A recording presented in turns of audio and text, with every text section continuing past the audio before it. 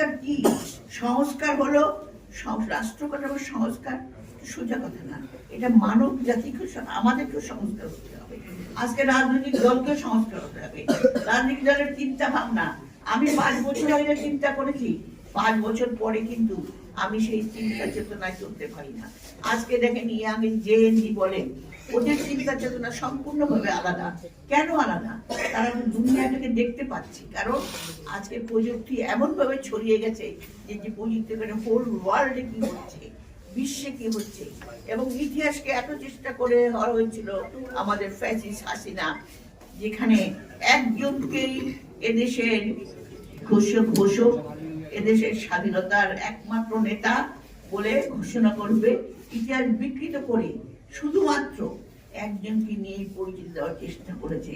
আজকে কোথায়? কোনো কিছু নাই। ইতিহাসের সত্যতা কোনোদিন কেউ থাকতে পারে, ইতিহাস যা, ইতিহাস চলে আসবে। এই যে আজকে দেশনেত্রী বেগম খালেদা জিয়া, যাকে বাড়ি থেকে বের করেছে ফ্যাসিস্ট হাসিনা, যাকে মানে তিলে তিলে মারার চেষ্টা করা হয়েছে, যাকে বলছে আর কতদিন বাঁচবে, 80 বছর হয়ে গেছে, আর কতদিন, এই সমস্ত আজে বাজে কথা বলেছেন, সেই হাসিনা আজকে কোথায়? আর দেশনেত্রী বেগম খালেদা জিয়া আজকে যে সম্মান পেয়েছে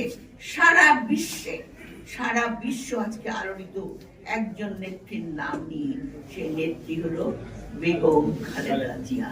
এবং শুধু তাই নয়, আপনারা দেখবেন আজ এখন পর্যন্ত মানুষের ঢল, তার সেই যেখানে দাফন হয়েছে সেই কবর জিয়ারতে মানুষ আসছে, যাচ্ছে, করছে।